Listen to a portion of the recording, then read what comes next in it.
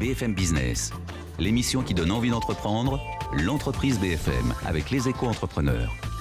Philippe Bloch et Arnaud Le Gall. Merci de votre fidélité à notre émission. Bienvenue dans l'entreprise BFM. C'est un plaisir de vous retrouver une fois de plus pour la 567e émission avec un invité de la semaine, bien sûr, cette semaine, Jean-Paul Callès, le président de Cap Ingelec. BFM Business, l'entreprise BFM. L'invité. Bonjour Arnaud. Bonjour Philippe, bonjour à toutes et tous. Je le disais, Jean-Paul Callès, président de Cap Ingelec, pas connu de nos éditeurs forcément, mais pourtant encore, je le dis toujours, une belle pépite. Oui, c'est une entreprise dont nous suivons l'évolution avec attention depuis de longues années, mon cher Jean-Paul. C'est une forme de complicité. Oui, nous sommes souvent croisés avec notre invité de la semaine. Nous accueillons aujourd'hui un dirigeant qui incarne ces ETI françaises qui sont à la pointe de la compétitivité et qui, en toute discrétion, vous le rappelez, mon cher Philippe, apporte quotidiennement en fait un démenti à l'idée reçue selon laquelle en matière d'ingénierie et d'industrie, l'herbe serait forcément plus verte ailleurs, disons en Allemagne, que dans les régions françaises. Eh bien non, Cap Ingelec, c'est un peu ce que les boîtes d'ingénieurs peuvent donner de meilleur. Une machine à produire des solutions innovantes, notamment pour l'ingénierie de bâtiments complexes comme des data centers, des sites agroalimentaires et pharmaceutiques, ou dans un autre domaine peut-être a priori moins sensible, mais tout aussi exigeant comme l'immobilier de luxe sur lequel vous êtes également présent. Alors Jean-Paul est ingénieur arts et métiers lui-même, a créé cette entreprise en 1992 et avec ses équipes, il a ainsi bâti depuis un groupe qui pèse une 50aine de millions d'euros, qui emploie 250 personnes, qui compte 9 agences en France, mais qui réalise aussi 20% de son chiffre d'affaires à l'international avec une présence remarquable, notamment en Afrique. Et on sait le décollage économique de tout un tas de régions de ce continent. Alors notre ami est aussi l'un des fondateurs du club des ETI d'Aquitaine, avec lequel on a le plaisir de travailler régulièrement. C'est l'un des plus actifs de France, tout simplement. Il en est aujourd'hui encore l'un des piliers, ce qui est logique, parce que c'est aussi un amateur de rugby qui est administrateur de l'Union Bègles-Bordeaux. Alors je pourrais aussi ajouter qu'il est saxophoniste de jazz à ses heures perdues, mais comme déjà nos 20 minutes ne vont pas suffire à parler du parcours d'entrepreneur, on va revenir très vite au business. Il a tous les talents. Bonjour Jean-Paul Callès. Bonjour Arnaud, bonjour Philippe. Alors en 92, où étiez-vous quand vous vous lancez dans l'aventure ? En 92, j'étais salarié comme... Dites pas ça comme ça. Non, je voulais... Non, mais voilà, j'étais Jean-Paul, vous avez un résumé. Je cherche... j'étais visionnaire, c'est-à-dire que je savais que quand j'aurais 50 ou 55 ans, je ne supporterais plus du tout... Vous n'êtes pas salarié, même avant, je pense que vous n'auriez pas supporté. Ça veut dire que vous aviez quel âge à l'époque là, déjà énervé à l'époque. À l'époque, j'ai testé mon entreprise à 30 ans et j'ai démarré vraiment Cap Ingelec à 32 ans. D'accord. Voilà. Et vous sentiez que le salariat n'était pas votre truc ? Qu'est-ce que vous n'aimiez pas dans le salariat ? Qu'est-ce que vous auriez du mal à supporter 20 ans plus tard ? Si vous voulez, comme je travaillais dans une entreprise qui est devenue un grand groupe, dont mon supérieur hiérarchique n'était pas du tout performant. Ah merde. Je développais... Pourtant, il a fait un grand groupe. Mais c'était moins... Ah, c'était pas lui, pas lui qui a créé le groupe. Et donc, je me suis dit, tiens, tout ce que je fais pour cette entreprise qui marchait très bien, qui avait de bons résultats, je pense grâce à mon impulsion, je me suis dit, l'impulsion, je vais la garder pour moi-même. D'accord. Mais le sentiment aussi, le rejet d'une forme d'autorité ou pas ? Non. Comme disait Arnaud, effectivement, quand on a fait du sport collectif, si on rejette l'autorité, il y aura un problème, quoi. Alors, quel était le projet Cap Ingelec, on le voit aujourd'hui ? Est-ce que l'activité de départ est la même que celle que vous faites ? Absolument, c'est exactement la même activité. On a un journal d'entreprise, si vous voulez, qui s'appelle Le Chaînon Manquant. Et c'est bien là notre objet social. C'est-à-dire que dans les années 90, la fin des années 80, années 90, nous avions un problème, si vous voulez, sur la fiabilité des installations électriques dans les aéroports. Ça vous paraît incroyable. Mais maintenant qu'on le sait, il y a des trucs à prescription, mais enfin, c'est mais les prises de courant étaient moins fiables que le début de l'informatique qui faisait fonctionner le contrôle aérien. Et donc, moi, mon idée, c'était de me situer entre ces deux grands donneurs d'ordre qui étaient la DGAC, Direction Générale de l'Aviation Civile, et le monde de l'installation. Maintenant, ce sont des INEO, des Clemcy, toutes ces boîtes. Tous ces grands groupes. Oui. Et d'autres, un simple acteur, consultant, peut-être bureau d'études, là.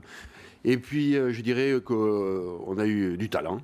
Et notre talent a fait qu'on est devenu un acteur important en France aujourd'hui, durant ces 25-30 années, dans le domaine de construction de bâtiments complexes. Donc, comme Arnaud disait, les data centers, bien évidemment, mais il n'y a pas que les data centers. On travaille aussi pour des industriels depuis le début, quoi. En 1995, je me souviens, nous avons signé le redéploiement des activités des Grands Moulins de Paris Tolbiac, là, sur le port de Gennevilliers. Et donc là, à l'époque, il s'agissait de transférer un outil industriel. Les Parisiens mangent toujours du pain, que je sache. Transférer un outil industriel depuis donc, Paris jusqu'à Gennevilliers, avec pas arrêter la production, des sujets compliqués. Donc au-delà de la technique, dès le départ, on a bien intégré que le côté chantier-réalisation nécessitait une organisation très importante, quoi. C'est ça, finalement, votre facteur de différenciation depuis le départ, c'est-à-dire que votre promesse, on a l'impression, en tout cas, à vos clients potentiels, c'est que vous allez concilier au mieux la performance et puis la qualité, quoi, la technicité et la fiabilité. Et dans des industries comme celles qui sont vos principaux clients, encore une fois, la high-tech avec les data centers, je parlais de sites agroalimentaires, de sites pharmaceutiques, où on ne peut pas se permettre de transiger effectivement avec la qualité des process. C'est là où, en fin de compte, vous vous êtes rapidement imposé comme apporteur de solutions. Voilà. C'est-à-dire que vous mettez de l'huile dans les rouages et en plus, vous les mettez à l'état de l'art. Voilà. Simplement, je dirais que les ETI, aujourd'hui, si elles se développent, il faut avoir du talent, il faut se différencier. Et par rapport à ça, au-delà d'être les meilleurs ingénieurs au monde, les meilleurs réalisateurs de chantier, tout ce qu'on veut, il faut être agile. Et l'agilité, dans notre métier, c'est d'intégrer la culture de notre client. Si vous voulez, quand vous construisez une unité industrielle, on va toujours retrouver des utilités, c'est-à-dire l'électricité, de la clim, des bâtiments avec le plus grand architecte au monde qui va dessiner le bâtiment. Mais ce qui, au bout du bout, le plus important, c'est de bien avoir compris la culture de l'entreprise. Pourquoi ? Pour arriver à transformer cette décision d'investissement à un produit, un objet, un process qui correspond complètement aux besoins de notre client. Mais à quel moment, Jean-Paul Calès, vous incluez-vous dans le process ? Vous êtes entre quoi et quoi ? Vous disiez un chaînon manquant. Voilà. Et que l'on comprenne bien, quel est le job en fait de Cap-Argelec ? Voilà. Alors, voyez... Prenons le cas à data center. On peut expliquer les choses par l'exemple. Allons-y. On peut expliquer les choses par l'exemple. Un client qui vous cite un problème concret, ça peut être, je vais prendre le cas de... Tu es un ami du club ETI, Ventana, une petite société très au sud dans l'Aquitaine, en bout des Pyrénées, qui fabrique... Une société industrielle aussi. Une société industrielle très pointue. Qui fait des pièces métallurgiques, une fonderie avec de l'aluminium et du magnésium, compliqué. Et donc, il voulait agrandir son usine pour des problèmes de ventilation, pour des problèmes d'extension et tout. Donc, il nous confie son problème. Donc, nous, on écoute son problème, on essaie de le traduire par des plans. Une fois qu'on a fait ces plans, on lance des appels d'offres, on choisit des entreprises, on fait faire le travail. Soit on est uniquement maître d'œuvre ou contractant général, et ensuite, on réceptionne les travaux et on fait en sorte que ce qu'il souhaitait faire, ça correspond à son besoin. Mais sur l'intégralité de ses besoins, ou uniquement sur des aspects de fluide ou de Non, sur l'intégralité des projets. Je pourrais citer l'usine Evian Danone, la fameuse, où nous sommes maîtres d'œuvre d'exécution. Donc là, sur la partie bâtiment et utilité, on a exécuté l'ensemble du projet sur cette grosse usine. En gros, les clients disent à Jean-Paul et ses équipes, on a besoin de produire telle chose, et eux leur apportent la solution avec un site industriel. Ou si je le dis différemment, quand je recrute des ingénieurs, et Dieu sait si j'ai du mal pour recruter des ingénieurs, quand je recrute des ingénieurs, je leur dis votre job le plus important, c'est écouter, faire un résumé en français sans faute d'orthographe et dire combien ça coûte. Et pour ça, on a du mal. Ensuite, ce document, on le donne, on le confie, si vous voulez, à notre client, qui le valide. Une fois qu'il a validé ce document de synthèse, qu'on peut appeler un programme, une étude de faisabilité, comme on veut, nous sommes des professionnels, à la limite, on ne se revoit qu'à la fin, quand on a réalisé, si vous voulez, ce compte-rendu qui nous a validé. Le chaînon manquant, il est entre l'intention de production du client et le moment où le bâtiment est mis en œuvre. Voilà. C'est là où, en fin de compte, Cap-Argelec résout les problèmes. Alors, qui sont vos concurrents sur ce créneau ? Est-ce que ce sont d'autres ETI, une foultitude de petits ou des très gros ? Il y a, si vous voulez, ce métier est très atomisé. Pour être coiffeur, il faut un CAP de coiffure. Pour être ingénieur conseil, il suffit d'avoir une plaque en cuivre qu'on frotte tous les matins. Donc ce métier est assez compliqué. De même, la terminologie ingénieur, aujourd'hui, si on est bien loin de la définition du petit Larousse. Oui. On est bien loin de la définition du petit Larousse par rapport au terme ingénieur. Voilà. Donc nous, nos concurrents, effectivement, ça peut être un ingénieur conseil expert sur quelque chose, mais aussi ça peut être une grosse filiale de la Caisse des dépôts qui s'appelle Aegis, en passant par des ETI comme nous, donc Artelia, des gens comme Artelia, des gens comme Ingerop, des gens comme CETEC. Et ce qu'il faut, là aussi, ce qui est important, c'est que nous, on ne fait pas d'assistance technique. C'est-à-dire qu'on ne met pas à disposition des ingénieurs, des centaines d'ingénieurs, chez des clients pour réaliser des tâches très précises. Nous, on est maître d'œuvre sur des projets. C'est-à-dire qu'on nous confie un investissement, et on le fait ou on le réalise. Est-ce que vous avez fait de la croissance externe du coup? Est-ce que c'est un marché atomisé en général? On fait ce qu'on appelle du build-up. Il y a des gens qui rachètent des gros, qui rachètent des petits. Est-ce que c'est le cas sur ce marché? On a fait des opérations de croissance externe et qui se sont plus ou moins bien passées, sachant que on est différenciant et donc on a une culture nous aussi. Et quand vous reprenez une boîte qui a une certaine ancienneté, faire bouger les cadres, parce que on n'a pas de machine, on a des ingénieurs. Pour les bouger vis-à-vis de la culture entreprise, c'est jamais Vous avez échoué là-dessus? Vous n'avez pas réussi à le faire? Si, on l'a fait 4-5 fois, mais ça a demandé beaucoup d'énergie. Vous n'avez pas eu envie de le refaire? Si. En sachant que et que les cultures d'entreprise, chez les ingénieurs, ça peut être parfois quelque chose de très très difficile, effectivement, à faire bouger. Pourquoi disiez-vous qu'il est difficile de recruter des ingénieurs? Ils veulent tous devenir entrepreneurs en ce moment? Non, je pense que déjà l'enseignement technique est de plus en plus... ça n'intéresse plus les jeunes, quoi. Ensuite, il y a un nouveau métier qui est apparu dans ces 20 dernières années, c'est l'informatique, le numérique, qui capte beaucoup d'ingénieurs. Je me permets de dire que l'ingénieur informatique, c'est l'ouvrier de demain, quoi. Et donc, dans nos vieilles technologies comme l'électricité, le génie civil, la structure, les intéresse moins. Le génie climatique, ça les intéresse moins, et pourtant on en a besoin. Et malgré l'internationalisation de vos activités, parce que ça a quand même été quelque chose d'important pour Capingelec, rejoindre une entreprise comme la vôtre, je ne veux pas être votre agent recruteur, mais quand même, on voit le niveau de performance de l'entreprise. Vous êtes présent notamment dans des pays africains qui sont parmi les plus dynamiques du monde. Donc, autrement dit, il y a des opportunités à saisir quand on est un jeune ingénieur. Oui, absolument. Et c'est effectivement pourquoi j'ai démarré à l'international. J'ai démarré à l'international parce qu'il se trouve que 2010-2011, c'était un peu compliqué. Et on avait de très bons résultats, donc on s'est posé des questions. Et donc, qu'est-ce qu'on savait vraiment faire de très bien? C'est ces fameux data centers sur lesquels on s'engage sur les consommations d'énergie. Et il y a un pays qui est en pleine émergence et qui est francophile, qui est tout le... Mais ça, on l'a des fois oublié, quoi. Et qui nous attend pour l'amener des choses. Donc, notre stratégie vis-à-vis... en utilisant le réseau des chambres de commerce, ça a été de faire des JV, c'est-à-dire on s'est associé avec des petits bureaux d'études locaux pour leur amener notre savoir-faire français. Dans quel pays? Vous ne nous avez pas dit le pays en fait. Il y en a peut-être plusieurs. Nous sommes à Dakar, nous sommes à Douala, au Cameroun, on est à Accra, au Ghana, chez les Anglais, on est au Maroc, on est en Algérie, on est à Madrid, on n'est plus en Afrique, on est à Milano, à Bucarest, Nairobi, voilà. Toujours avec des JV en fait. Avec des JV, on est majoritaire. Vous prenez une majorité à travers une JV d'un acteur local? C'est ça. De petite taille ou de taille moyenne? Taille moyenne, quoi. Avec au passage, juste, il suffit d'entendre la liste des pays africains pour voir qu'on est sur des pays qui bougent beaucoup, de surcroît sur un continent où le développement de tout ce qui est lié au mobile est quelque chose d'exponentiel. Vous avez mentionné aussi le fait de Bucarest. On ne le sait pas toujours, mais la Roumanie, c'est un pays très très avancé également en matière de high-tech. Voilà. Oui, et puis ce qui est intéressant, le roumain est une langue latine, donc il parle assez bien français. Ça, c'est une chose. Et puis, ils ont des formations qui ne sont pas mauvaises. Et par rapport à notre pénurie d'ingénieurs, la Roumanie est un pays intéressant. Il y a beaucoup d'activités high-tech qui se développent là-bas. Jean-Paul Calès, est-ce que le numérique bouleverse votre métier et comment? Oui, le numérique, là aussi, on peut parler de fracture. Bah oui, en tout cas partout, est-ce que c'est... Dans notre métier aussi. Il y a de la transformation. Oui, j'imagine. Et alors, si vous voulez, il y a un truc qui est apparu qui s'appelle le BIM. Bah oui, j'y pensais. Le BIM. Expliquez aux gens qui ne connaissent pas le BIM, qui ne sont pas forcément dans le BIM, c'est dans le bâtiment... Ce qu'on faisait pour les avions, on sait qu'on utilise des logiciels très compliqués pour concevoir et construire des avions. Et dans le bâtiment, ça devient la même chose. On utilise maintenant des logiciels au-delà des logiciels de dessin sur ordinateur habituels qui permettent d'industrialiser la production et la construction des bâtiments.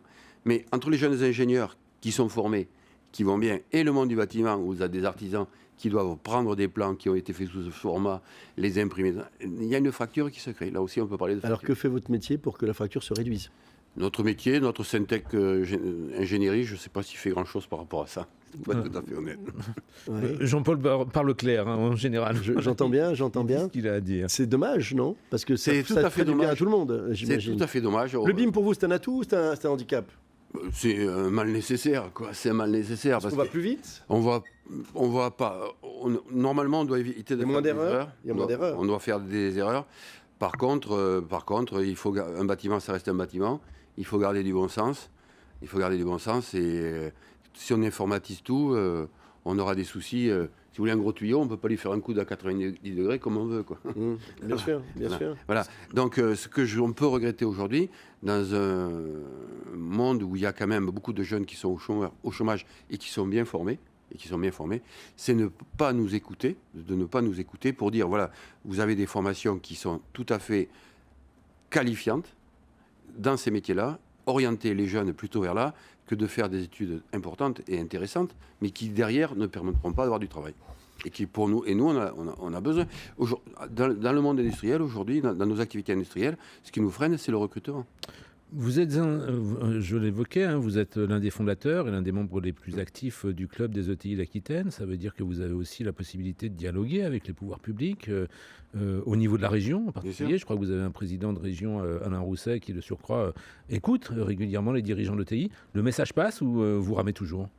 Alain Rousset fait partie de ces gens du monde politique trop rares qui nous aiment, les chefs d'entreprise. Donc il nous écoute. Il essaye de faire des choses par rapport à ça, mais il y a aussi l'État qui est en charge de la formation, de la formation de l'enseignement supérieur. Et là, je trouve qu'on n'est pas très bien écouté à ce niveau-là, quoi. Les régions n'ont pas forcément vocation à intervenir sur les formations sur les ingénieurs. Non, mais les politiques peuvent être une courroie de transmission vers d'autres politiques au niveau national. Oui, bien sûr, bien sûr. Jean-Paul Calès, en vous écoutant, j'ai pas du tout entendu parler de difficultés, d'emmerdements, de nuits agitées, de problèmes au cours de cette aventure qui semble presque comme un long fleuve tranquille. Est-ce que je me trompe complètement ou est-ce que vous n'aimez pas parler des moments difficiles de cette aventure? Je ne vais pas vous parler à un rugbyman, donc l'adversité. C'est un costaud. La ténacité, l'adversité, il ne connaît pas. Voilà. Non, je vous pose la question. Moi, j'ai du plaisir à faire mon travail. Oui, mais est-ce qu'il y a eu de l'adversité? Il y a eu de l'adversité. Et à quel moment? Quand, si vous voulez, ce qui me gêne le plus, ce qui m'a gêné le plus, et aujourd'hui qui me gêne le plus, c'est les difficultés à expliquer aux jeunes générations qu'on peut rester longtemps dans une même entreprise. Parce que si vous voulez, on embauche chaque année une vingtaine de jeunes ingénieurs, on les forme, on a un cap formation, on les forme par rapport à ça, et il y a une profession extraordinaire qui arrive derrière, c'est chasseur de tête, et on se fait chasser tout un tas de jeunes, et on n'arrive pas à les garder. Et aujourd'hui, c'est ça qui est... Ça, c'est votre frustration? Oui, c'est la frustration, parce que moi, j'ai voulu... il y a une âme dans mon entreprise, il y a vraiment une âme dans l'entreprise, il y a un très bon esprit, les collaborateurs sont très contents. D'ailleurs, on pourrait en parler, mais je viens de terminer une opération d'actionnariat salarié où j'ai 65% de mes collaborateurs qui sont actionnaires, donc qui ont pris 20% de l'actionnariat de la société. Donc on a quelque chose qui fonctionne. On n'est pas une horde de gars qui tournent. On est vraiment une équipe, quoi. On est vraiment une équipe. Et voilà. Et donc de voir qu'il y a... c'est très difficile d'expliquer à des jeunes aujourd'hui, leur dire mais vous pouvez rester de nombreuses années dans la même boîte, c'est pas un problème, vous pourrez faire une carrière. Vous m'offrez l'occasion, on avait dit avec Arnaud qu'on de temps en temps on montrerait des coups de cœur de bouquins, puis on le fait finalement pas beaucoup. Et non, c'est l'occasion ou jamais. Voilà, vous m'obligez, je vais vous l'offrir d'ailleurs, vous m'obligez à sortir un bouquin qui est sorti il y a 2-3 jours. J'adore le titre, je ne l'ai pas encore lu, mais vous allez voir, il va correspondre à votre préoccupation. On parle beaucoup de l'expérience client, le user experience partout. Là, c'est l'expérience collaborateur. C'est Corinne Samama, chez Diateino, qui écrit l'expérience collaborateur. Faites de vos employés les premiers fans de l'entreprise. En gros, son obsession, c'est comment est-ce que l'on conserve ses équipes. Il y a peut-être un sujet à partager là-dessus. Ce qui est étonnant, c'est que vous dites, justement, c'est pour ça que j'y pense, parce que vous dites, il y a une forte culture chez nous. Les gens aiment bosser, et pour autant, on a du mal à les retenir. Alors, ils partent, pourquoi ?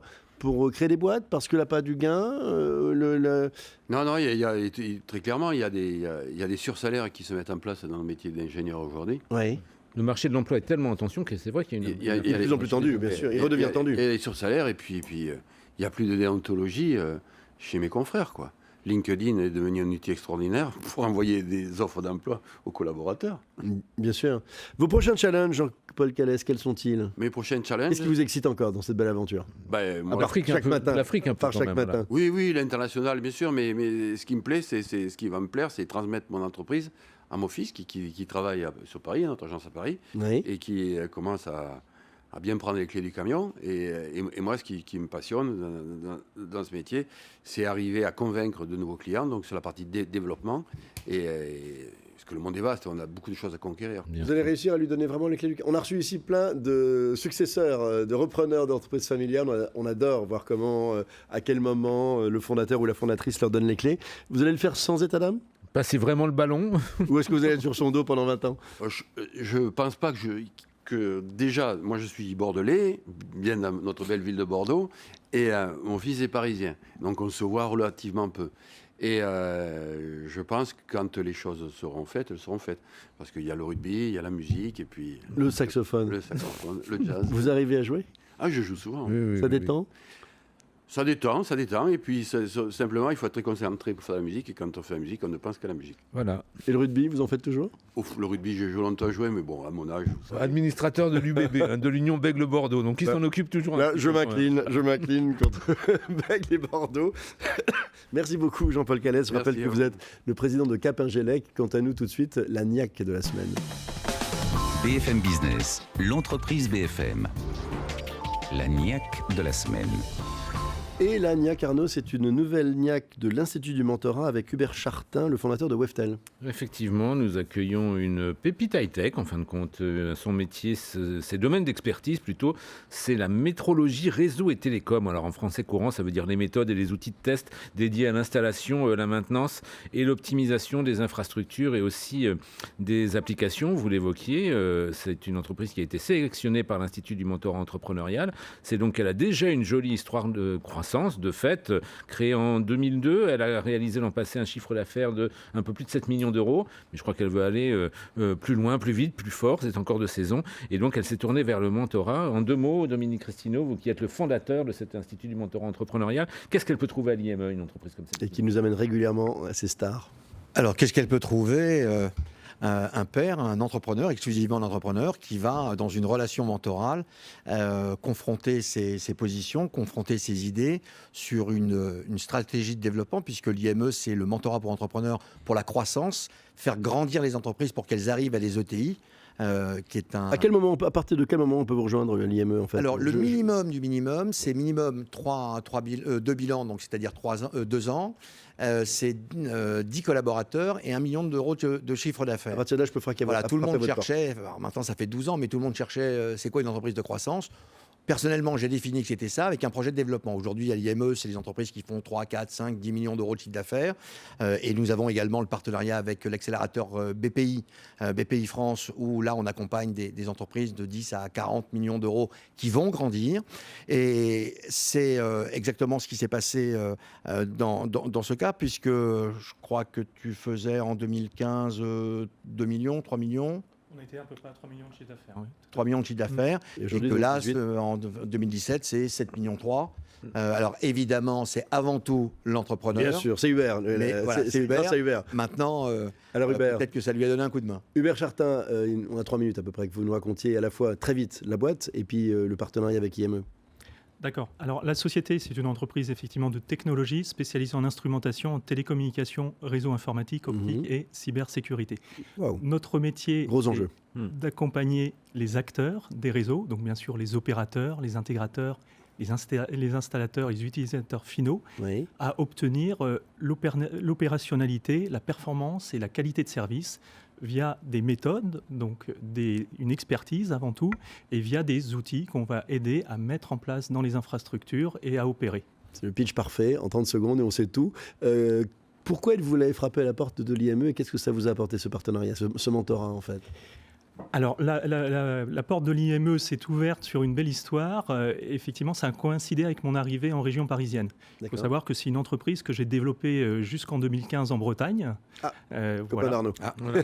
Donc forcément parfait. La Bretagne est toujours bienvenue dans cette... La Bretagne est toujours bienvenue dans ce studio. comme aurait dit l'autre. Voilà. Notamment à Rennes.